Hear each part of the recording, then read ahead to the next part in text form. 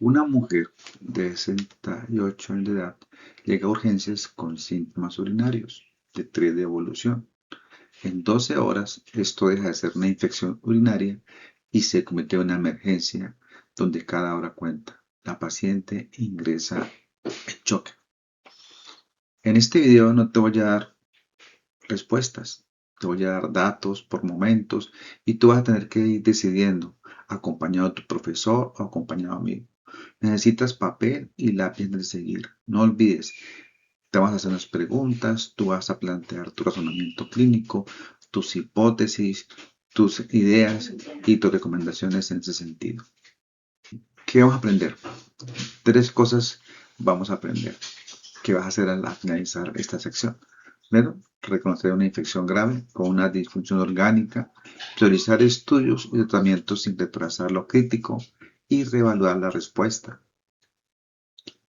Es importante, cada vez que aparece una tarjeta de pausa, por favor, detén el video y responde por escrito, en tu hojita, con lápiz, lapicero, avanza. Si avanzas sin escribir, el ejercicio no funciona. Si no paras, no preguntas a tu profesor, no me preguntes a mí, no hay comentarios, el trabajo se pierde. Entonces, es importante que para nosotros trabajar un aprendizaje, debes reconocer, importantísimo, los datos clínicos que vamos a darte. Debes priorizar estudios, tratamientos iniciales. Tercero, una reevaluación, dar una respuesta hemodinámica según la necesidad del paciente, ¿cierto? Y siempre discuta con sus compañeros o con su profesor, discuta el ejercicio. Esta es la importancia de este ejercicio. Y cuando te pidamos que para el video, no continúes hasta que te digamos. Llega a urgencias una mujer de 68 años con 3 días de evolución de disuria, poliacuria, dolor lumbar derecho, fiebre con escalofríos y en las últimas 12 horas una debilidad y una somnolencia. Como antecedentes importantes es diabética, hipertensa, con 2 infecciones urinarias en los últimos años. Es importante en este momento detenernos en los signos vitales. Una tensión arterial de 92/58, una frecuencia cardíaca de 118 latidos por minuto, una frecuencia respiratoria de 28, una temperatura de 39.1 grados centígrados y una saturación de oxígeno al medio ambiente de 94%. Importantísimo, es una paciente que tiene un aspecto tóxico, está somnolienta pero despertable, tiene mucosas secas y una percusión lumbar derecha positiva. Muy bien. Al momento del ingreso, el equipo de salud que lo encuentra en el triage o el equipo hace las primeras escalas de detección. Esto lo hace esencialmente con los signos vitales. Entonces tenemos un NIOS 2 con 13 puntos, un QISOFA de 3 puntos y un CIR de 4 puntos. Vamos a explicar. El NIOS 2, ustedes saben que mide el deterioro fisiológico y dispara la respuesta urgente. El QISOFA señala riesgo aumentado. El CIRS describe una respuesta inflamatoria sistémica, es sensible pero muy poco específica. Una advertencia. Ninguna de estas tres escalas define como tal sepsis por sí sola. Vimos hace 8 días que la sepsis es una definición clínica y es sospechada por el médico y compuesta por él. Y siempre nos está hablando de una disregulación fisiológica, ¿cierto? En el ser humano, secundaria a la activación de una infección por los PAMPs y los DAMs, ¿cierto? Y la activación de las citoquinas. Continuemos. En este momento vamos a dar una pausa, pero antes de la pausa vamos a dar unos minutos para que ustedes en sus hojitas, en su comentario, pueden ir haciendo eh, cuáles son los datos de alarma, su hipótesis diagnóstica o pueden también guiarse por estas preguntitas. ¿Cuáles son los datos de alarma del paciente? De este opinión que les llamó la atención? ¿Cuál es la hipótesis diagnóstica principal? ¿Podría tener sepsis? ¿Y por qué? ¿Qué información necesita para estimar la gravedad? ¿Qué estudio solicitaría inicialmente? Entonces, vamos a estar acá, vamos a hacer aquí la pausa en este momento.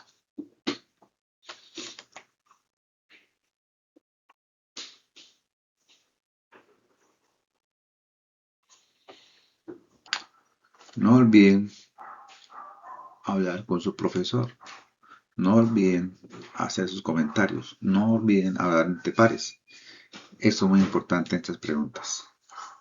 Bien, ya una vez tenemos esas preguntas, vamos a contar el caso clínico para ir haciendo el escenario uno a uno e introduciendo elementos de juicio en el paciente, en la paciente que estamos revisando. Bien. Momento 2. Llegan los resultados de la paciente. ¿Qué tenemos acá en este momento? Importantísimo. Unos leucocitos, 18.700, con un porcentaje de 89% de neutrófilos. Plaquetas, 118.000 plaquetas. Trombocitopenia, una creatinina elevada con 2.1, con una basal de la paciente 0.8. Es decir, probablemente estamos en presencia de una lesión aguda. Un lactato de 3.6% y examen de orina nos encontramos una leucocituria abundante, nitritos positivos y una bacteriuria. Con estos hallazgos, ustedes ya pueden decir que tenemos una disfunción orgánica. Vamos a dar acá, parar el video y vamos a discutirlo en la hojita y con sus pares y sus profesores. Entonces, paramos el video, pausamos y escribimos. Bueno, ya una vez discutido con sus profesores, hecho sus comentarios, escrito sus hojas, y habiendo respondido la pregunta si tenemos una disfunción orgánica, continuemos con el caso clínico. Bueno, pero también tenemos en este momento el hemograma completo. Bien, vamos a mirar algunas cosas importantes del hemograma para ir haciendo énfasis para que ustedes lo vayan viendo.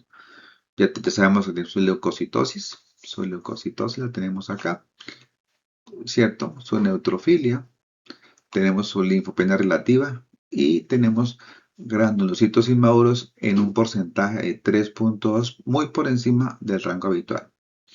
Eso es lo que antes se desviaba hacia la izquierda. Ya en la práctica, a esto se llama una activación de la respuesta medular a las citoquinas, el factor estimulante de colonias de granulocitos. Entonces, esto es muy importante. Y acá, pues tenemos importante tener en cuenta, observar algunas cosas importantes de esto. ¿Qué es importante? Miremos el índice granulocítico, que está en 3.2, ya lo dijimos, y que está alterado. Y el otro marcador importante a revisar es el NLR, que es revisar neutrófilos sobre linfocitos, ¿cierto?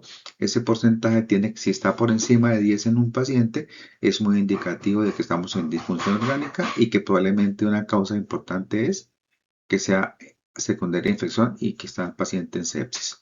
Bien, otra pausa para observación, a ver cómo nos va en este momento, discutiendo los marcadores encontrados en el cuadro hemático.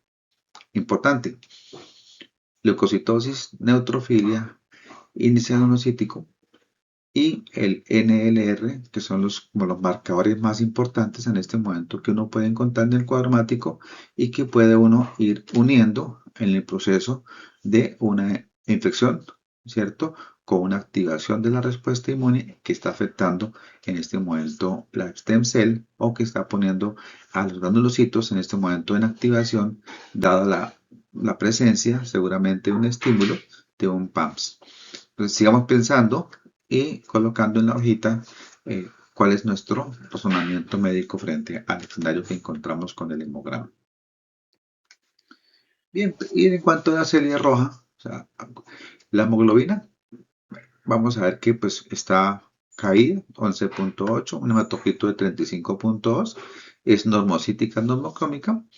Lo que sí en este momento estoy viendo en el cuadro hemático y todos lo estamos viendo es que tiene unas plaquetas en 118.000 plaquetas. ¿Qué significa eso? Que encontramos un nuevo hallazgo en el cuadro hemático, una de trombocitopenia, que puede ser una señal adicional como disfunción sistémica, no como un hallazgo hematológico aislado, sino que puede estar en el cuadro de una alteración del hemograma. Y pues indudablemente leucocitosis, neutrofilia, granulocitos inmaduros, trombocitopenia, siempre leídos en la clínica, nos está hablando de una disfunción hematológica y la primera causa importante en un contexto clínico es la infección.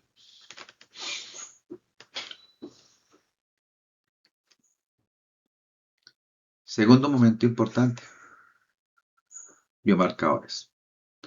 En este momento, vemos también que encontramos una procalcitonina totalmente elevada ¿cierto? Una proteína C reactiva que confirma que hay una inflamación sistémica, pero no es específica. Nuestra procalcitoína está elevada, lo que apoya, ¿cierto? Una infección bacteriana, pero en un contexto adecuado clínico. El lactato no es un marcador de infección, recuerden, sino de gravedad y de perfusión y sirve para el seguimiento. Recordemos que hay que depurarlo en las primeras horas, una vez uno inicia el proceso de reanimación del paciente. En este momento cambiaría esta decisión de iniciar tratamiento si la proteína C reactiva, la procalcitonina fueran normales. Responde en tu hojita con tus compañeros. Eso es importante.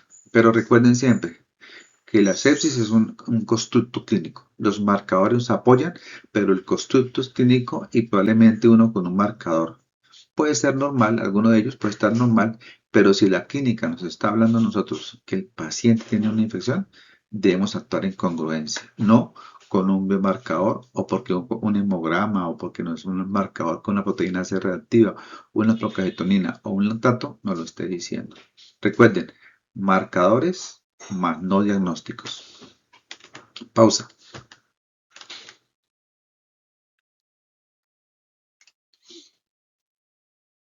Entonces, sigamos. La pregunta que sigue es, ¿cuáles de estos hallazgos representan disfunción orgánica y no solo inflamación? Te vamos a dar unos segundos para que ustedes hablen con sus profesores, hablen con sus pares, escriban en la hojita. Recuerden siempre escribir en la hojita. O acuerden también escribir si están por fuera o en línea. Escriban en sus comentarios. Pero recuerden siempre, en este momento, ¿estos hallazgos representan una disfunción orgánica o es inflamación? Bien, los leo.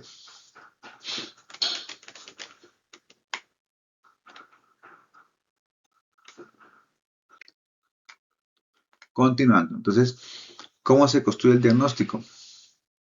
Esto es muy importante. Tenemos un cuadro clínico, un contexto, como una infección urinaria compatible. Tenemos una respuesta sistémica activa, alterada, y eso nos está llevando a una disfunción orgánica. Esto es lo que nosotros confirmamos como una sepsis, ¿cierto? ¿Qué tenemos en el paciente? Hipotensión, lesión renal aguda, deterioro del estado mental, alteración del cuadro mático, trombocitopénica, cuatro señales de que el problema ya se salió de la vía urinaria y que en este momento es sistémico y que en este momento es importante tener el contexto. Antes lo repito, tenemos un paciente con un contexto de una infección urinaria, tenemos una respuesta sistémica alterada y una disfunción orgánica, lo que configura un contexto de sepsis. En el paciente, nuevamente repetimos, hipotensión, ustedes lo están viendo, una lesión renal aguda, una alteración del estado mental, una trombocitopenia, ¿cierto? Y todo eso son señales de una disfunción orgánica actual. Bien, continuamos. ¿Qué hacemos ahora?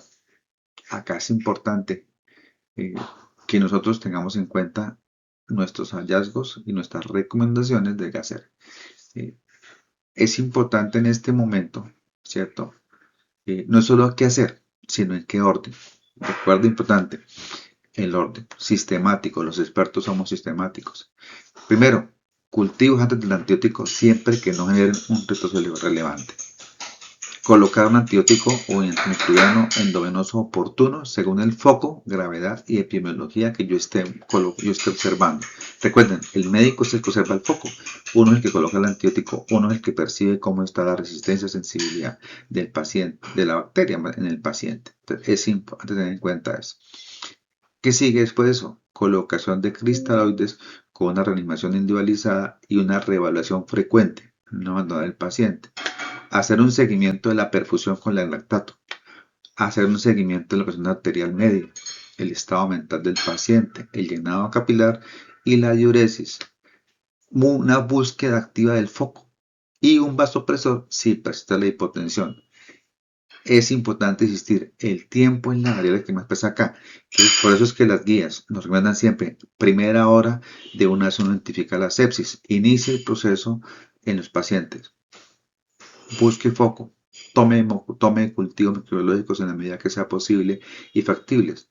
Coloque el antimicrobiano que usted está pensando dependiendo de su foco, del contexto, su foco, su epidemiología local, cómo está su sensibilidad, su resistencia, si usted conoce sobre eso. Segundo, inicie reanimación lo más pronto posible. Coloque su reanimación hídrica individualizada al paciente, ¿cierto? Luego revise perfusión, presión arterial media, el estado mental, el llenado capilar, la diuresis y el lactato si es posible en seguimiento. Y tenemos que seguir buscando el foco. Entonces, si usted piensa que es un foco como este, pues usted qué pediría. Si le pediría, tiene un foco alterado, pues usted pide imágenes diagnósticas o más laboratorio si usted considera. Y por último, si persiste la hipotensión, recuerden siempre, una vez el primer paso de reanimación, agreguen al paciente que un vasopresor. Muy bien. Entonces pausa el video, pensemos en esto y recomendémosle al paciente que estamos viendo en este momento qué haríamos nosotros con el paciente una vez teniendo en cuenta esto. Bien, pausamos el video.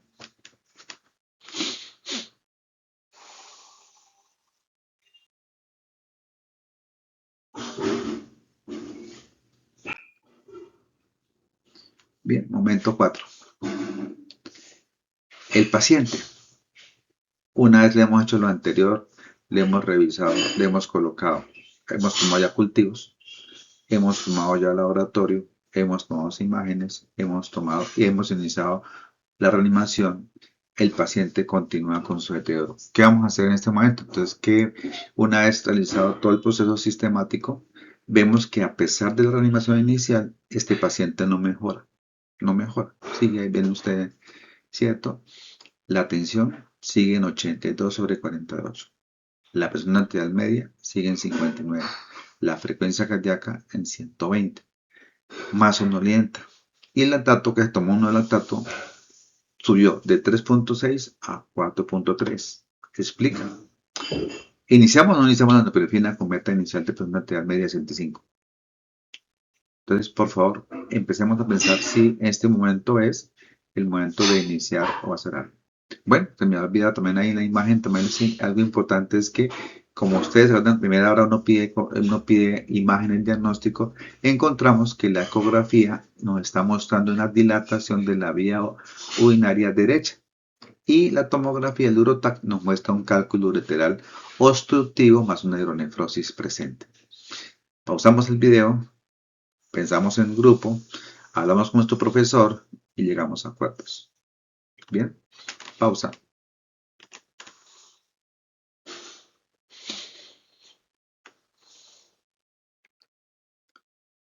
Bueno, acá tenemos una nueva información. Tenemos que la coagulación está alterada y el INR. En ese punto vamos a solicitar, ya estamos la coagulación y aprovechamos esto para que entre todos hagamos el cálculo, ¿cierto? Pues acá podemos medir el INR, que es el tiempo de protombina del paciente sobre el control elevado a la ICI, ¿cierto? Entonces encontramos una alteración leve en el fibrinógeno alto con una reactante de fase aguda. Lo importante es la tendencia en un valor suelto. Y vemos que tenemos alterado el TP, el INR, elevación del fibrinógeno, ¿cierto? Lo que nos está llevando a un trastorno de la coagulación en el paciente. Y mire que hemos llevado esto en las primeras horas. Todavía no hemos pasado 2 horas, ni siquiera 3 horas, en el cual tenemos muy bien documentado la alteración hematológica. Bien, continuamos. Hacemos una pausa. Me tienen que estar escribiendo en la hojita o en el comentario si ya diste antibiótico, cuál colocaste, si ya colocaban líquidos y si el paciente persiste en este momento de hipotensa, ¿qué haremos? ¿Qué hacemos? Entonces, pausamos el video, pensamos y seguimos.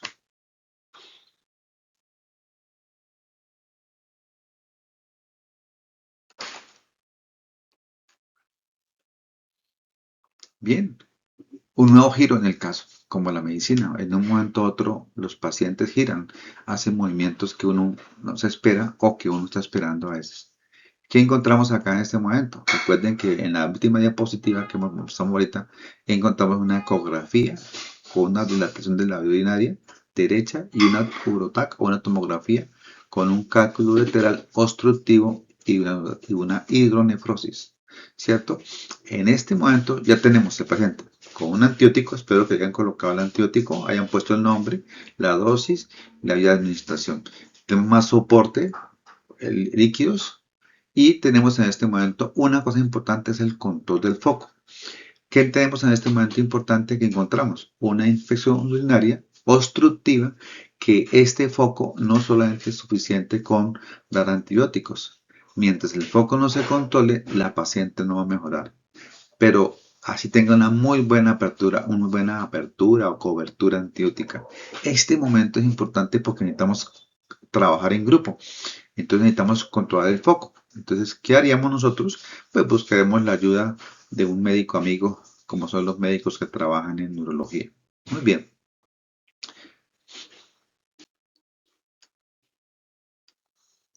El urologo lleva al paciente a cirugía, ¿cierto? Lleva al paciente, le hace una descompresión, empieza a colocar un doble J, ¿cierto? Llegan los hemocultivos, ya en las siguientes horas llega el urocultivo con una E. coli sensible a ceftriaxona.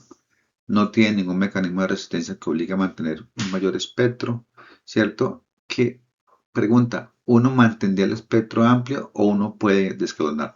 Claro, siempre en la medida que uno tenga cultivos, uno debe observarlo y hacer el desclonamiento al antibiótico de menor espectro necesario. Y esto es muy importante para evitar la presión selectiva y hacer que las bacterias se pongan súper resistentes. Esto es muy importante. Entonces tenemos, haciendo un cuadrito resumen, nuestro compañero de hidrología hace el drenaje, coloca un dispositivo urinario, drena la pus, hace un doble J, baja la hidronefrosis, nosotros le colocamos antibiótico, hacemos reanimación y una vez el paciente tenemos un antibiograma con el urocultivo, le iniciamos el antibiótico de más baja escala, de más baja posibilidad de escalonamiento. ¿Cierto? Es importante seguir el antibiograma porque hay que seguirlo para evitar escalamiento. No dejarle el amplio espectro en los pacientes, sino ir haciendo la evolución hora tras hora en los segmentos de tiempo que tengamos disponible para el paciente para reanimarlo y mantener eso. Entonces acá es muy importante el ajuste en el escenario una vez el paciente ha tenido control del foco infeccioso por método quirúrgico, como en este momento estamos viendo. Bien, pero sigamos con la tendencia de marcadores.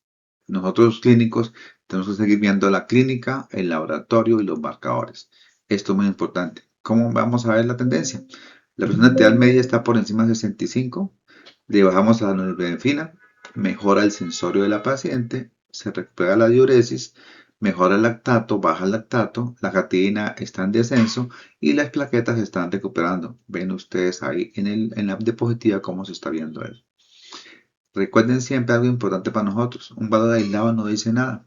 La tendencia, junto con lo que siente el paciente en la clínica y el control del foco infeccioso en este momento, que es un foco quirúrgico drenado, es lo que hace la tendencia en el paciente en forma integral, la mejoría del paciente.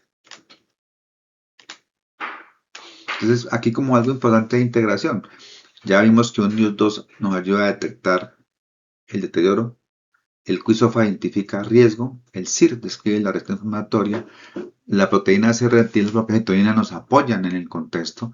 Ninguno de ellos reemplaza y tampoco identifica, ¿cierto?, a que el médico vaya tratando de encontrar la disfunción orgánica, fisiológica y en lo que se construye en el tratamiento clínico de la persona o del médico o de la médica en este momento para nosotros en conjunto.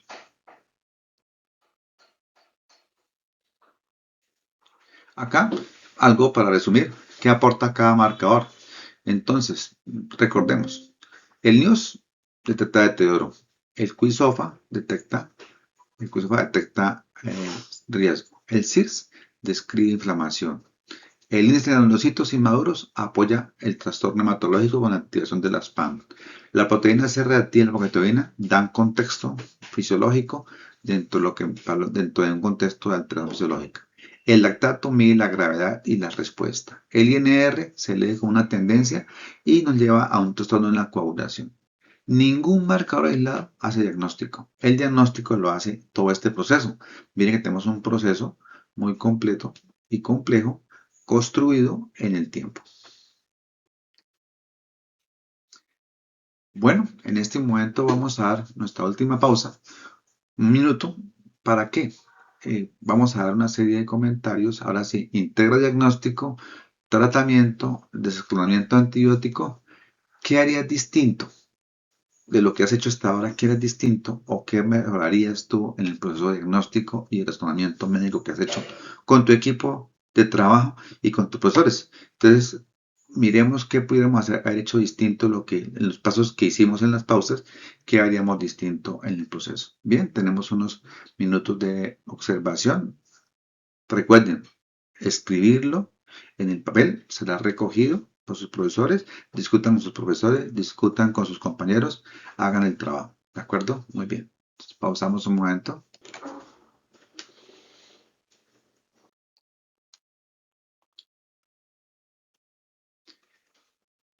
Bien, preguntas en este momento. Mantendría los antibióticos de amplio espectro, ya lo comentaban entre ustedes y con su profesor, definan si lo dejaron, lo escalonaron o lo mantuvieron. ¿Qué significa el escalonamiento antimicrobiano? ¿Qué variables usaría para revelar la respuesta? ¿Qué variables o qué otro o qué variables usaría usted o ustedes, médicos y médicas, para evaluar la respuesta clínica y paraclínica? Ya lo hemos dicho todo en el periodo de tiempo. ¿Qué impacto tuvo el control del foco? Recuerden que eso fue muy importante y la mayoría de focos que no se controlan hacen que la inflamación se cometa la inflamación hasta una desregulación y lleva a una disfunción orgánica, llevando al paciente a sepsis, choque, disfunción orgánica sistémica y muerte. Y lo otro importante, ahí la importancia del control de foco quirúrgico en los momentos en que se necesite. Y la otra, en este momento, una pregunta para pronóstico y seguimiento. ¿Qué factores definirían la duración del manejo médico, tratamiento médico? Entonces, hablen con sus compañeros, otros minuticos de pausa, pausemos un momento y discutamos entre nosotros. Y recuerden, escribir en la hojita, escribir en la hojita. Esto es muy importante, escribir en la hojita. Recuerden, escribir. ¿Para qué? Y hablen con sus profesores. Tienen un profesor en cada grupo para que hablen con su profesor y definan muchas cosas de estas. Muy bien. Finalmente, pues hagamos como una ruta mental. ¿Qué es esa ruta? Entonces, encontramos una infección urinaria que va del momento que se infecta hasta una disfunción orgánica. Luego hicimos el diagnóstico de sepsis. Luego iniciamos animación en el paciente. Colocamos antibióticos empíricos basados en el foco, la epidemiología local, lo que yo sé, ¿cierto? Luego hay una hipotensión persistente y en necesidad de uso de vasopresor. Seguimos en la búsqueda del foco, lo encontramos en el foco con una obstrucción urinaria y se necesitó un acompañamiento urgente del equipo quirúrgico para descomprimir ese foco urinario y luego llega al cultivo, hacemos una observación, un desclonamiento y hacemos una nueva reevaluación. Bien, si ustedes quieren ir con este mapa mental, así es como se construye o se hace el tratamiento médico en este momento para el caso que estamos trabajando el día de hoy. Bien, entonces pausamos un momento el video, miramos la pantalla, miramos cómo se hace, cómo hemos hecho el día de hoy en el trabajo realizado hasta ahora. Bien, vamos a dar unos segundos ahora en forma colectiva, para finalizar en su hojita blanca, van a escribir entre todos, expliquen por qué este paciente pasó de una infección urinaria a una emergencia mortal y nombra las 3 intervenciones que más cambiaron el pronóstico. Da tu respuesta, como tú quieras. ¿Qué fue lo que para ti causó más necesidad, impresión o lo que tú sabes que hicieron el cambio? Déjame tus comentarios en la hojita en blanca porque la deben entregar a su profesor y o en sus comentarios comparte la hipótesis, ¿cierto? En este momento comparte con tus compañeros, con el profesor, a ver si todos y hagan un cierre final del caso para decir en qué momento y cuáles fueron las intervenciones más importantes. Este caso clínico es un modelo del que llevaremos probablemente a ejercicio de simulación, en los cuales podremos observar para llegar todos sistemáticamente hacer una intervención, primero una identificación, un reconocimiento, una intervención y un manejo del paciente. Entonces, esto será un caso muy importante para ejemplo, para llevar al escenario de simulación clínica de alta fidelidad. Bueno, muchas gracias. Espero que hayan tenido un buen ejercicio el día de hoy.